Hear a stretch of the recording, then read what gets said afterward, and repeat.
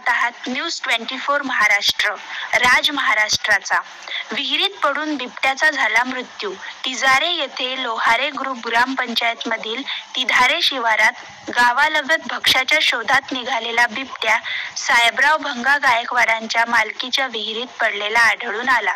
आज सकाळी विहीर सुरू करण्यासाठी गेलेल्या शेतकऱ्याला कुठला तरी प्राणी विहिरीत पडल्याचे समजले असता लोहारे सरपंच देवीसिंग महाले यांना सांगितल्यास त्यांनी वनविभागाला कळविले असता वनविभागचे कर्मचारी तत्काळ घटनास्थळी दाखल होऊन सरपंच देवीसिंग महाले व आरएफओ शिवाजी रत्न पारखे, वनपाल प्रियंका बिरारे, वनपाल वर्षा निकुम, वनरक्षक बालाजी इंगळे, वनरक्षक अश्विनी गावित सह गावकऱ्यांच्या मदतीने 2 तासात 40 फूट खोल विहिरीतून बिबट्याला बाहेर काढले।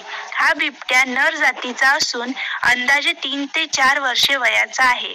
डॉक्टरची टीम घटनास्थळी येऊन तपासणी केली असता विहिरीत पडल्यानंतर बिबट्याच्या डोक्याला मार लागल्याने त्याचा मृत्यू झाला असा अंदाज व्यक्त केला जात आहे। शवविच्छेदन केल्यानंतर बिबट्यावर दूधखेडा येथील रोपवाटिकेत अंत्यसंस्कार करण्यात येणार आहे, तर परिसरात भीतीचे वातावरण झाले आहे।